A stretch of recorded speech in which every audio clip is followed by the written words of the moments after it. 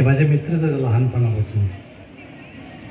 आणि आता आमच्याकडे हे जी BC सुरू झालेलं आहे, त्या BCच्या डेव्हलपमेंटला कॉम्प्युटर घेण्याचे दरवर्षी 5 लाख रुपये एका कन्स्ट्रक्शन कंपनीला आम्हाला पोचवतात. असं अनेक लोकांचं त्याला हे आहे. दुसरे आमचे माझ्या बाजूला बसलेले आमच्या माजी विद्यार्थी संघटनेचे अध्यक्ष आदरणीय सुरेशराव कुलकी आमच्या या शाळेचे विद्यार्थीच ते, परंतु त्यांची संघटना अशी पॉवरफुल आहे की ज्या वेळेला खालच्या बाजूला प्रायमरी शिक्षण भीमनगरामध्ये साधारण 1 कोटीचा प्रोजेक्ट होता, त्याच्या माजी विद्यार्थी संघटनेनं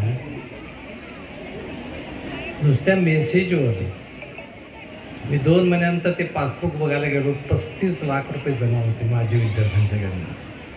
अशा प्रकारची संस्था चालवतात. त्या संस्थेच्या स्थापनेपासून आजपर्यंत आमच्या माजी विद्यार्थी संघटने अध्यक्ष आणि आमचे सपोर्टर आहेत. इतकेच नव्हे तर पटेल सर आणि सुरेशराव कुलके साहेब यांनी ही इमारत बांधलेली आहे. त्यांनी सांगितलं आम्हाला फक्त जागा दाखवा, बाकीचं आमचा अनुभव. ती इमारत बांधली. मी तेवढं परदेशात होतो. त्याचं उद्घाटन एका मंत्र्याच्या हस्ते केलं. त्यांच्या हस्ते शाळेला किल्ली दिली. सरांची आठवण म्हणून JB बारदेसकर गुरुकुल म्हणून ती शाळा बनली. असं एक चमत्कार घडणारी एक शाळा आहे. या कार्यक्रमाला जिल्हा परिषद उपाध्यक्ष आणि आमचे वादी विद्यार्थी सतीश पाटील साहेब या ठिकाणी आलेले आहेत. त्यांचे बंधूही आमचे विद्यार्थी, ते एक मोठे कारखानदार आहेत पुण्यामध्ये. पलीकडच्या बाजूला राजन पेडणेकर साहेब आहेत. त्यांचे वडील हे माझे गुरु. त्यांचे वडील आणि SM खन्ना ही 2 माणसं अतिशय चांगली विचारवंत त्या काळामध्ये होती. मी जेव्हा कॉलेज शिक्षण घेऊन गडीला आलो त्यावेळा त्यांच्याबरोबर त्यांच्या मागोमाग मी असायचो. त्यांचं मार्गदर्शन आणि त्यांचं संरक्षण हे मला फार उपयोगी पडलेलं आहे. या संस्थेचे अध्यक्ष जे होते कित्तूरकरांना, ते तर अत्यंत कित्तूर चन्नम्माच्या वंशातले. आमच्याकडचं महाराणी ताराबाई कोल्हापूरच्या सम्राज्ञी होत्या, राणी होत्या. तसं ते कित्तूर संस्थानच्या प्रमुख कित्तूर चन्नम्मा त्यांचे वंशज ते आमच्या संस्थेचे पहिले अध्यक्ष. म्हणजे ते किती भाग्य या शाळेच्या. आणि 22 वर्ष नगराध्यक्ष आणि 2 वर्ष आमदार झालेले डॉक्टर घाडी साहेब या संस्थेचे उपाध्यक्ष आहेत. अशा प्रसंगाला लोकांची आठवण करण्याची मला फार भावना होती. या सगळ्या लोकांच्या मदतीतून ही शाळा उभी राहिली. आम्ही ठरवलं की कुणाच्या मार्गानं जायचं, आपण आपण काही ठरावं लागते. पण आपण येताना बघतो की साने गुरुजी चित्र आहे. येताना साने गुरुजी हे आमचे मार्गदर्शक या शाळेचे आहेत. आणि साने गुरुजी त्यांची प्रार्थना आम्हाला शिकवली लहानपणी. म्हणजे त्यांनी लिहिलेली प्रार्थना जी आम्ही म्हणतो, आताही शाळेत म्हणतात, की त्यांचे विचार ह्या शाळेच्या उपयोगाचे आहेत. त्याच्या प्रार्थनेची सुरुवातच असते, खरा तो एकचे धर्म जगाला प्रेम अर्पावे. धर्माची एवढी सुंदर वाक्य आहे, अनेक केली असं मला वाटत नाही. सगळ्यांच्यावर प्रेम करा, माणसावर प्रेम करा, प्राण्यावर प्रेम करा, निसर्गावर प्रेम करा, झाडं नद्या सगळ्यावर प्रेम करा, असं म्हणणारा महापुरुष म्हणजे साने गुरुजी. त्यांच्या मार्गाने जायचं म्हणून ते साने गुरुजी. म्हणून त्यांच्या पुण्यतिथीला शाळा सुरू झाली. 11 जून 1962, 11 जून ही त्यांची पुण्यतिथी. शाळेचं उद्घाटन केलं. 1लीचा वर्ग सुरू व्हायचा होता इंग्रजी माध्यमाचा. मला इकडे बरेच लोक आले. अहो काय म्हणाले, काय डोकंपैकी फिरलं काय गुरुजी तुमचं म्हणाले का? अहो म्हटलं, अहो आज अमावास्याला शाळा तो करतात काय? मी म्हटलं आमचा मुहूर्त तोच आहे, कारण साने गुरूंची पुण्यतिथी आहे आणि ती शाळा सुरू झाली. आणि आज खरं चालली, कारण त्यांचा आशीर्वाद, परमेश्वरचा आशीर्वाद या शाळेवर आहे. हे मगाशी उल्लेख कोणीतरी केला की या, मला वाटतं पटेल सरांनी काय प्रयत्न केला मला माहीत नाही, पण या शाळेचे विद्यार्थी देशातही परदेशात आहे. मी तर आता परदेशात, तर माझ्या 2 मुली आहेत. मला आश्चर्य वाटलं की एकाच गावामध्ये ऑस्ट्रेलियाला मी गेलो होतो 1.5 महिना गेल्या महिन्यात. तर त्या ठिकाणी मला वाटतं 50 एक विद्यार्थी एका गावातच आहे, ते सिडनीमध्ये. कितीतरी विद्यार्थ्यांचा फोन आलो, कितीतरी विद्यार्थी भेटायला आले, कितीतरी विद्यार्थी रजा करून आम्हाला काय काय ठिकाण दाखवायला घेऊन गेले.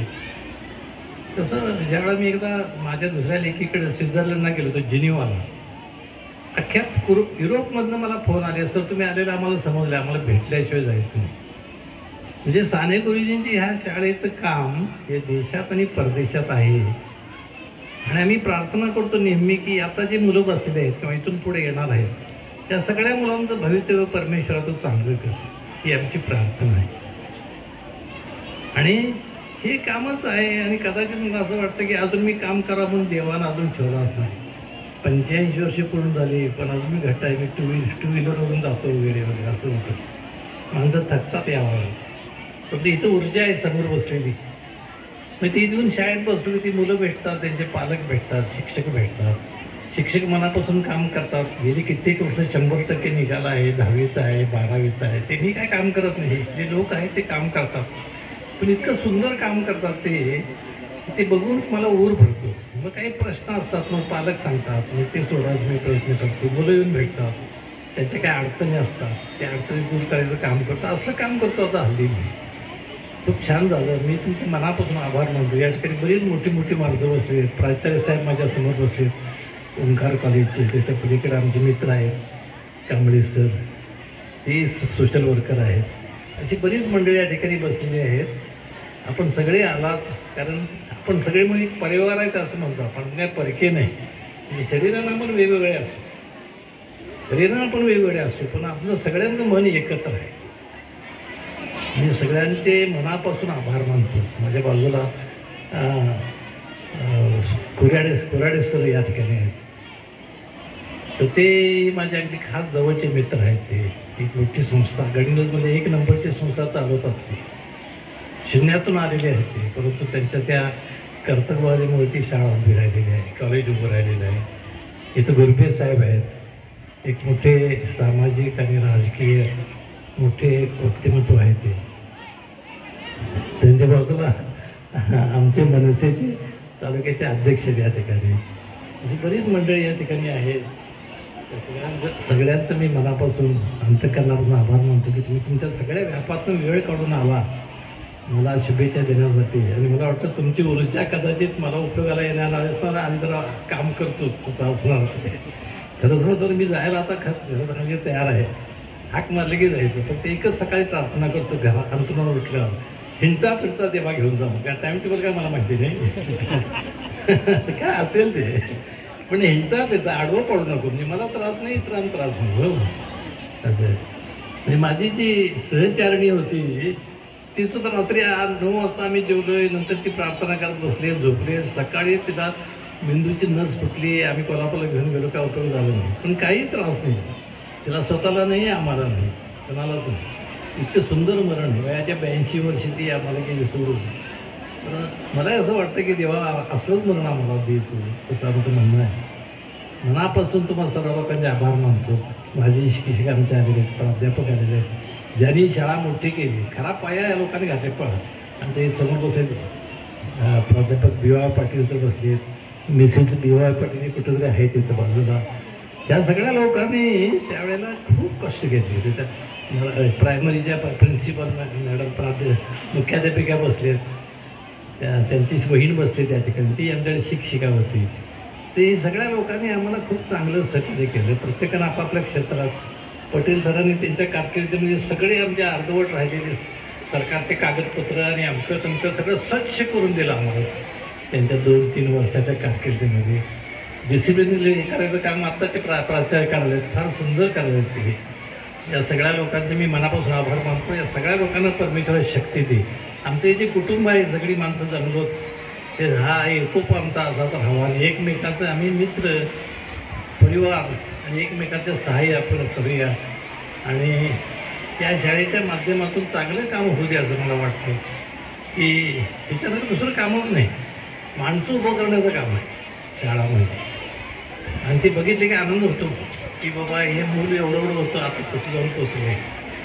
अजिबात तेव्हा तशी प्रार्थना करतो. परत एकदा सगळ्यांचे आभार मानतो आणि रजा घेतो. धन्यवाद.